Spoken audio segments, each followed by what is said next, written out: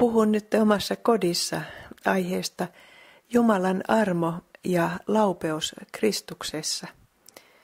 Olen puhunut tästä aiheesta syksyllä Kristuspäivässä Helsingissä, nyt syksyllä 2013, mutta silloin äänitys epäonnistui. Ihminen on elävä sielu, iankaikkisuusolento. Tätä ei nykyisin oikein tahdota huomioida. Se ei ikään kuin sitä elämän arkea herkästi väritä. Moni ajattelee myöskin sitä, että on tällainen sielunvaellus, että on monia mahdollisuuksia. Tai ajattelee, että kaikki sammuu tämän elämän jälkeen ja millään ei ole mitään väliä.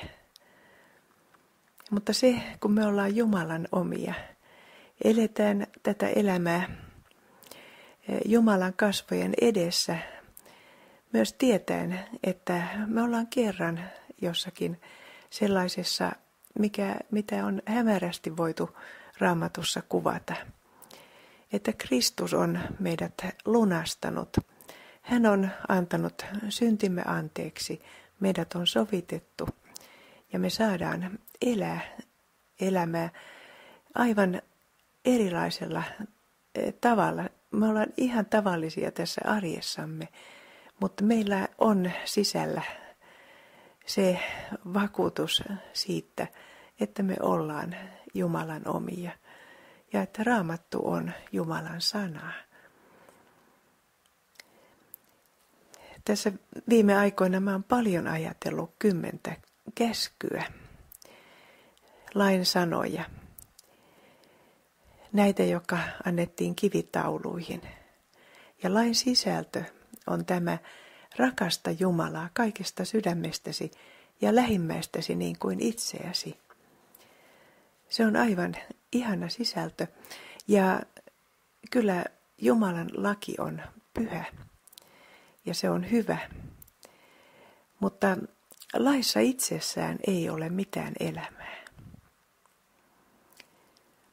Jeesus tuli kyllä täyttämään lain ja hän on sen täyttänyt myös siinä mielessä meidän puolestamme.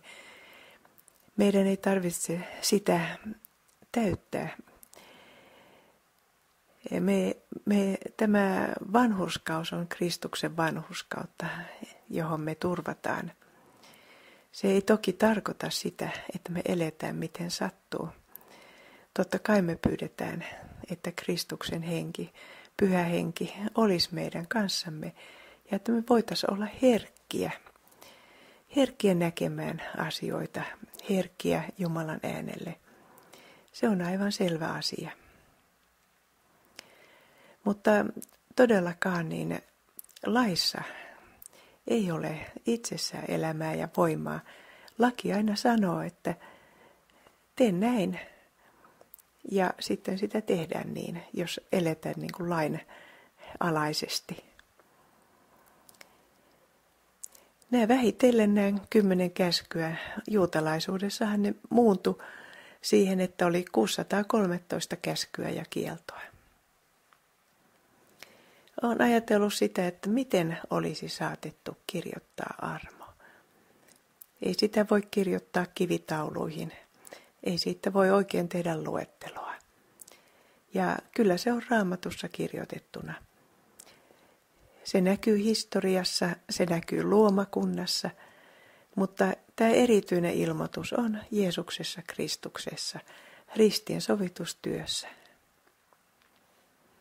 Pyhä henki näyttää synnin, vanhurskauden ja tuomion ja herättää uskon Jumalan sanan kautta. Meillä on tällainen ihmeellinen lahja ja Jumalan työ meistä, että me voidaan tällä lailla elää uskossa. Se oli ihmeellistä, että antaessaan lain Jumala muistutti armostaan. Ja Jumala on täynnä armoa ja totuutta. armoa ja uskollisuutta. 2. Mooseksen kirja 34, 4-6. Ja Mooses veisti 2 kivitaulua, entisten kaltaista, ja varhain seuraavana aamuna Mooses nousi Siinain vuorelle, niin kuin Herra oli häntä käskenyt, ja otti ne 2 kivitaulua käteensä. Niin Herra astui alas pilvessä, ja Mooses asettui siellä hänen läheisyytensä, ja huusi Herran nimeä.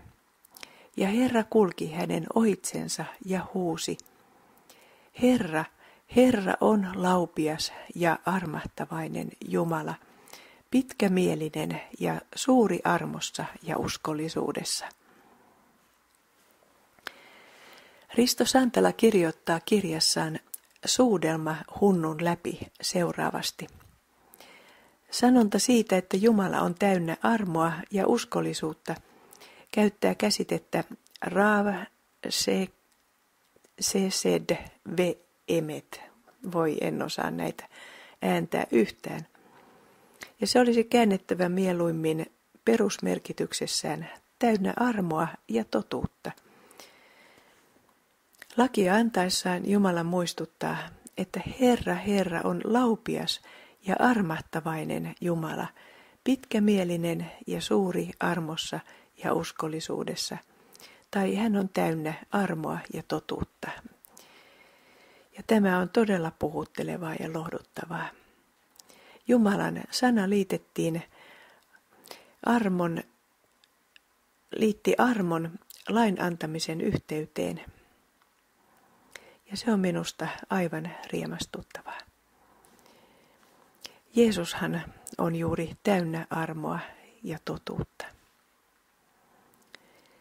Ja kohta alkoi lain arkin, liiton arkin ja sen päälle tulevan armoistuimen valmistaminen.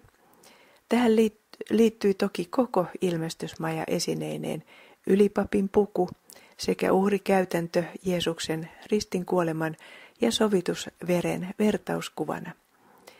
Näin jo vanhan testamentin aikana liitettiin uhriveren kautta armo lain yhteyteen.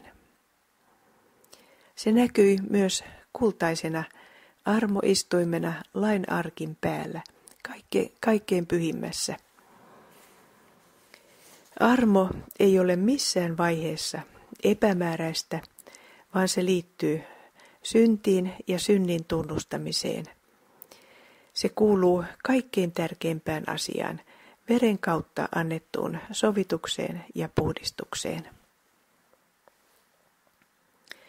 Jumalan ominaisuutena totuus liitetään uskollisuuteen ja liiton Jumalaan.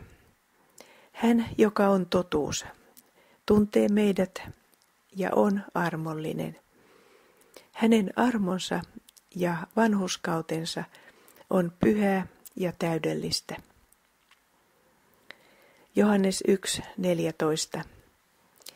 Ja sana tuli lihaksi ja asui meidän keskellämme, ja me katselimme hänen kirkkauttansa, sen kaltaista kirkkautta kuin ainokaisella pojalla on isältä, ja hän oli täynnä armoa ja totuutta.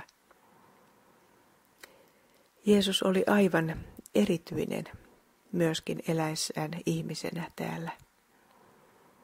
Johannes ja muut opetuslapset, he saivat katsella häntä ja he saivat häntä koskettaa. Armo ja totuus tuli Jeesuksen Kristuksen kautta. Hän tuli armoistuimeksi meille. Jeesus tuli myös ylipapiksemme. Hän meni oman verensä kautta kaikkein pyhimpään, kun Aaron meni sinne uhrieläimen veri mukanaan. Jeesus on kulkenut läpi taivasten kaikkein pyhimpään, Isän oikealle puolelle, ollakseen ylipappimme ja rukoillakseen puolestamme. Ja kuitenkin hän tietää, mitä ihmisessä on, ja voi sääliä heikkouksiamme. Herra on laupias ja armahtavainen Jumala, pitkämielinen ja suuri armossa ja uskollisuudessa. Se on meille aivan käsittämätön asia, että me saadaan anteeksi syntimme ja että todellakin Jeesus vielä on meidän ylipappimme ja rukoilee meidän puolestamme. Me emme tee syntiä tahallamme, mutta silti me teemme sitä aivan välttämättä. Meillä on taistelu, kun me ollaan uskovia, niin taistelu on omaa lihaa vastaan, maailmaa vastaan ja perkelettä vastaan.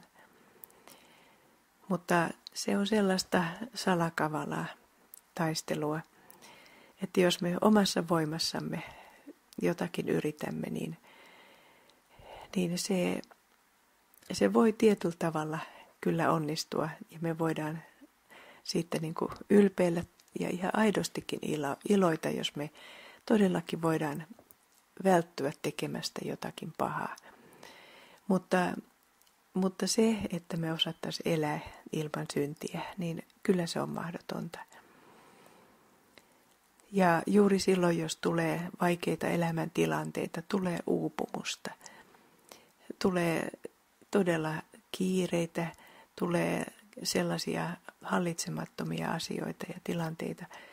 Me kiivastumme, me käyttäydymme sillä lailla, että me todella tajuamme, että näin ei pitäisi käyttäytyä, ei pitäisi tehdä. Ja sitten jos me mennään vielä ajatusten tasolle, niin kyllähän me se todella tiedetään, että ei ne meidän ajatuksemme mitään oikeita latuja kulje.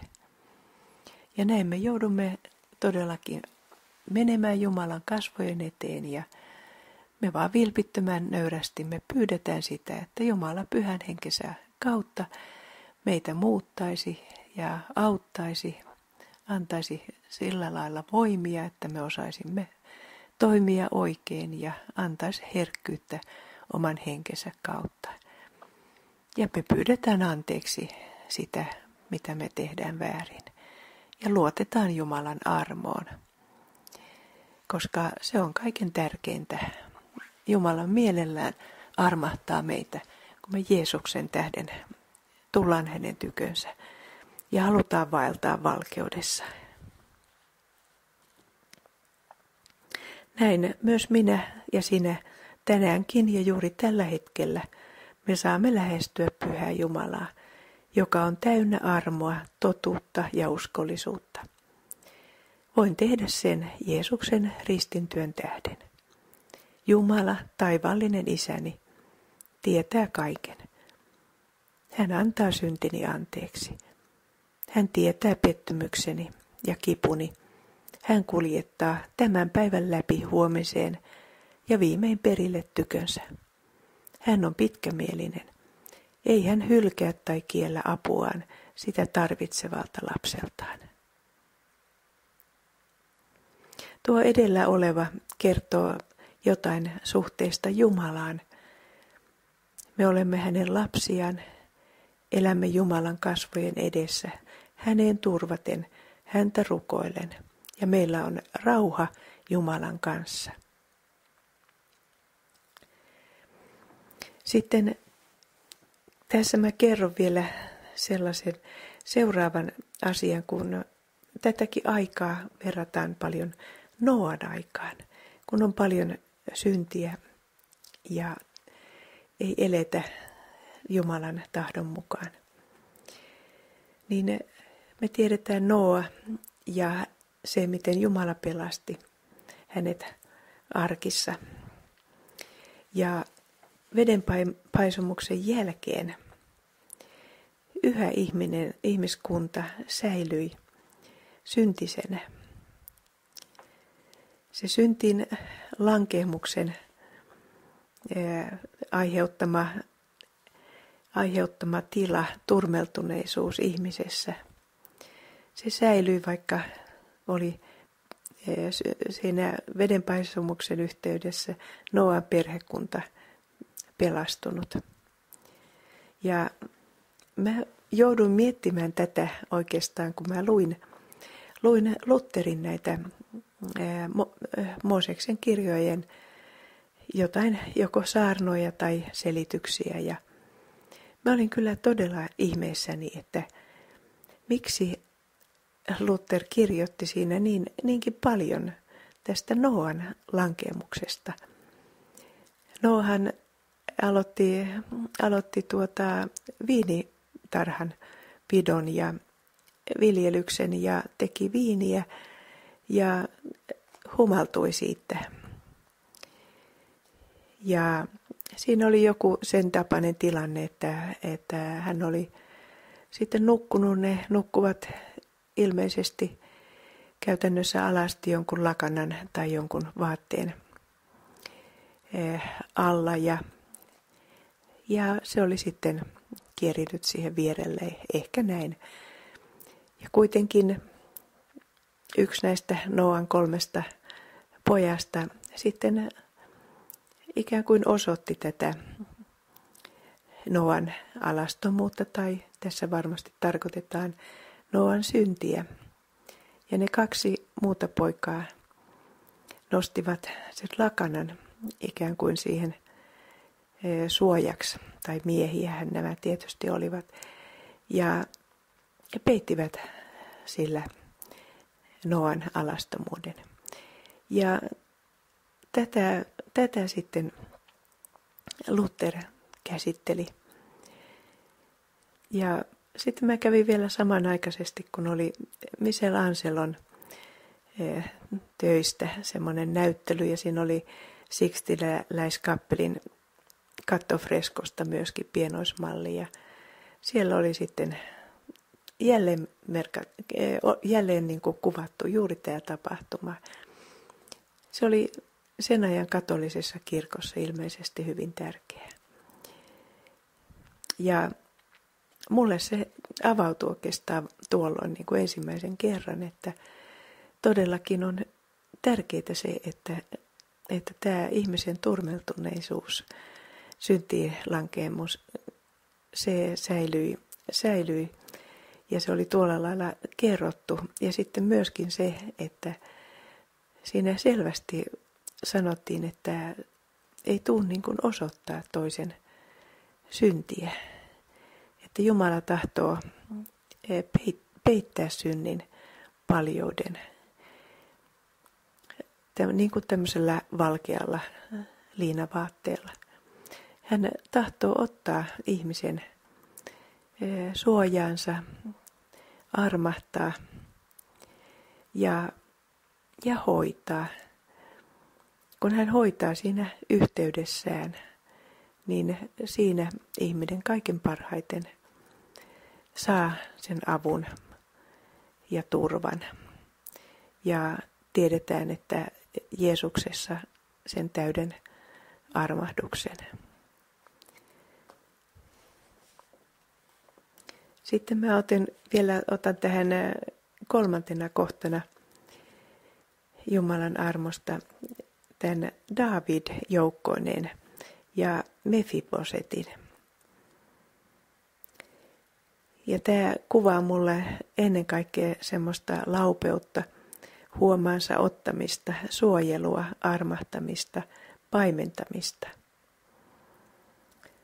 David on Jeesuksen Kristuksen esikuva. Ja tässä David todellakin kuninkaaksi tultuaan, hän kysyi, ja siinä vaiheessa oli jo Joonatan ja Saul kuolleet, ja hän kysyi, että eikö ketään ole Saulin suvusta, jotta voisin häntä armahtaa tai voisin hänelle osoittaa laupeutta. Ja Joonatanin poika Rampa Mefiboset oli vielä elossa ja löytyi sitten. Ja hän sai syödä kuninkaan pöydässä, aterioida. Ja tämä kuvaa niin valtavalla tavalla tällaista huolehtimista ja armoa. Sitten kohdaksi 4 mä otin Esterin kirjan siinä mielessä, että siinä oli määrätty semmoinen kova laki, joka tuomitsi kuolemaan näitä israelilaisia. Ja Ester oli siinä vaiheessa jo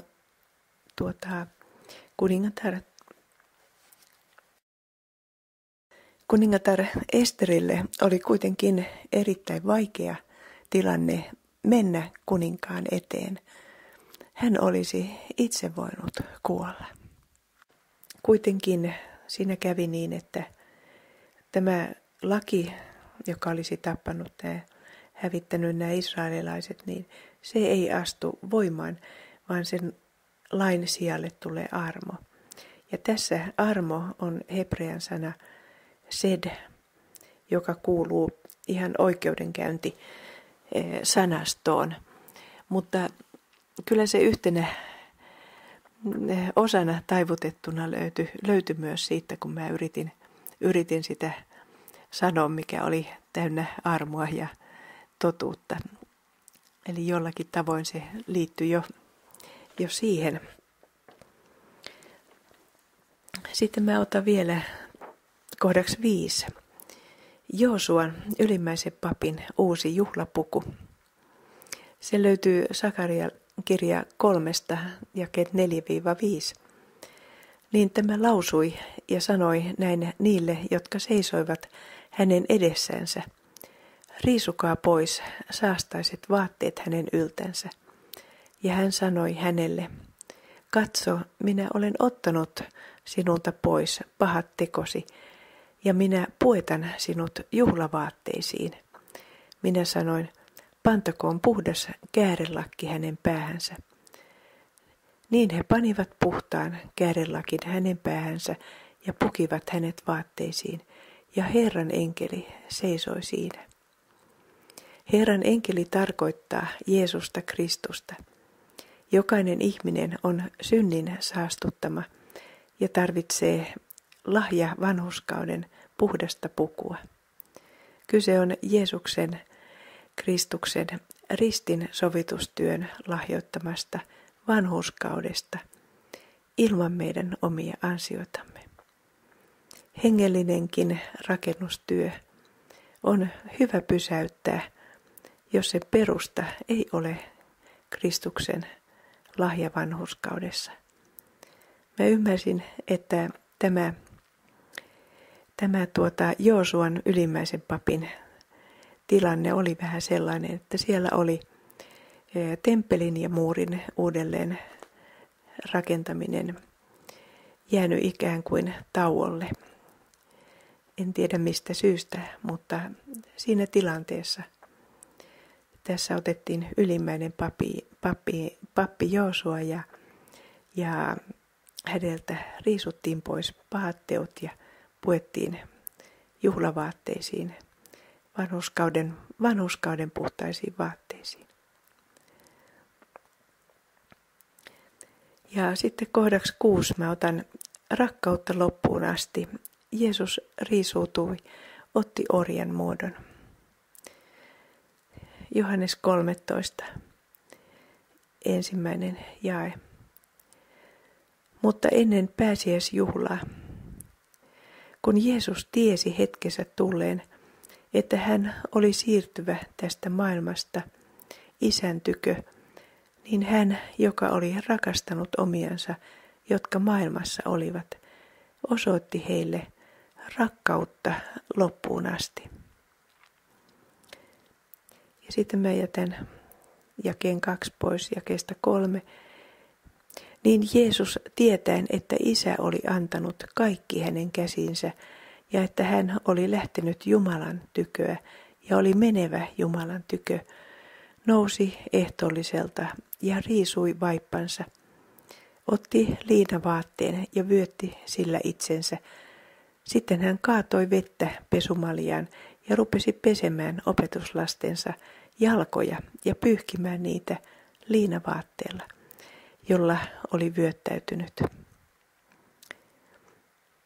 Ja sitten myöhemmin, jake 12. Kun hän siis oli pessyt heidän jalkansa ja ottanut vaippansa ja taas asettunut aterialle, sanoi hän heille, ymmärrättekö mitä minä olen teille tehnyt? Te puhuttelette minua opettajaksi ja herraksi, ja oikein te sanotte, sillä se minä olen. Jos siis minä, teidän herranne ja opettajanne, olen pessyt teidän jalkanne, olette tekin velvolliset pesemään toistenne jalat, sillä minä annoin teille esikuvan, että myös te niin tekisitte, kuin minä olen teille tehnyt. Tässä Jeesus antoi toisaalta esikuvan tästä palvelemisesta, mutta se, mikä minua erityisesti puhutteli, oli, että Jeesus riisui vaippansa. Ja sen jälkeen hän kaatoi vettä pesumaljaan ja rupesi pesemään opetuslasten jalkoja. Hän asettautui tällaiseen orjan tehtävään puhdistamaan, pesemään jalkoja. Ja kyllä mulla tulee tässä mieleen, että Jeesus asettautui jo orjaan asemaan tietyllä tavalla, kun hän jätti sen taivaallisen kirkkautensa ja astui ihmiseksi. Ja sitten aivan erityisesti, kun hän astui ristin kuolemaan. Ja kun hän oli pessyt heidän jalkansa ja ottanut vaippansa ja asettunut aterialle.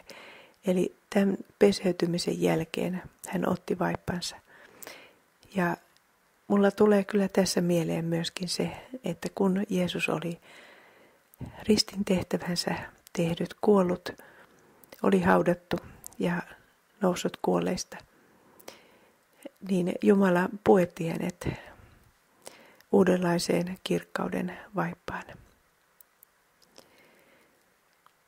Ja jollakin lailla tämä myöskin puhuttelee sitä, että Jeesuskaan ei mennyt sinne kirkkauteen Isän tykö. Hän ei mennyt näissä maallisissa vaatteissa. Ja ajattelen sitä, että meidän omat tekomme, meidän oma vanhurskautemme, se on aina kuin likainen vaate. Ja me tarvitaan semmoista kirkkauden vaatetta, vanhurskauden vaatetta, joka perustuu yksinomaan Jeesuksen Kristuksen ristin työlle. Ja nämä asiat on sillä lailla koskettanut mua myöskin ihan tämän lain ja armon näkökulmasta. Että laki on todellakin aina sitä, että ihminen tekee ja ihminen pystyy ja ihmiseltä voi jotain edellyttää. Mutta armo on sitä, että Jumala armahtaa syntisen ja antaa myöskin voiman Jeesuksessa Kristuksessa hyvin paljon sellaiseen hyvään, mitä me tiedetään oikeaksi. Mutta voi myös olla, että meidän nämä ajatukset tästä, mikä on oikea ja mikä on väärä, niin ne jää aina niin äärettömän paljon puutteelliseksi. Ensimmäiset tulevat viimeiseksi ja viimeiset ensimmäiseksi. Me emme sitä ymmärrä, mutta me ymmärrämme sen, että meillä on tahto elää tätä elämää Jumalan yhteydessä. Semmoisena Jumalan pieninä ja Jumalan lapsina. Että meidän ei tarvitse oikeastaan mittailla sitä, mitä me tehdään ja mitä me ei tehdä. Eikä meillä ei ole hyvä myöskään tehdä jonkinlaisia metodeita asioista, koska siinä mennään jo niin kuin sinne oman suorittamisen puolelle. On paljon parempi, kun me katsotaan sitä, mitä Jumala on meille lahjoittanut Kristuksessa ja anotaan Jumalalta, että hän voisi toteuttaa meissä sen hyvän ja varjella meidät pahasta ja päästää kiusauksista ja että me voisimme nähdä myöskin lähimmäisemme. Ja samoin, että me voisimme todellakin iloisesti nähdä myöskin sen elämämme päämäärän ikuisuudessa Jumalan yhteydessä sillä tavoin, että nämä maalliset varjot ja maalliset murheet jää tänne todella aikaan jossain vaiheessa. Jeesuksen nimessä. Aamen.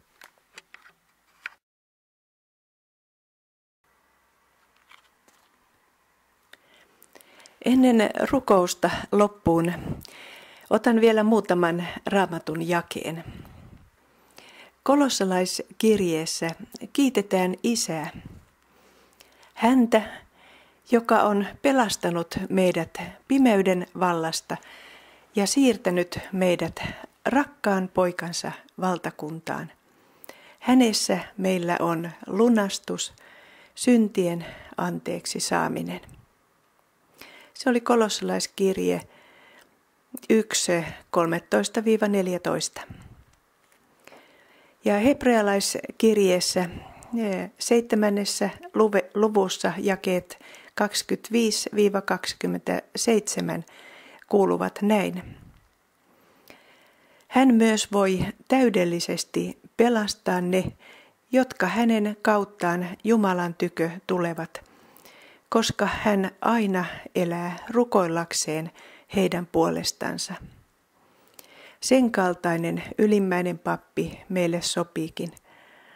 Pyhä, viaton, tahraton, syntisistä erotettu ja taivaita korkeammaksi tullut, jonka ei joka päivä ole tarvis niin kuin ylimmäisten pappien ensin uhrata omien syntiensä edestä ja sitten kansan, sillä tämän hän teki kerta kaikkiaan uhratessaan itsensä. Ja vielä Filippiläiskirje 4, 6-8. Älkää mistään murehtiko, vaan kaikessa saattakaa pyyntönne rukouksella ja anomisella, kiitoksen kanssa Jumalalle tiettäväksi, ja Jumalan rauha, joka on kaikkia ymmärrystä ylempi, on varjeleva teidän sydämenne ja ajatuksenne Kristuksessa Jeesuksessa.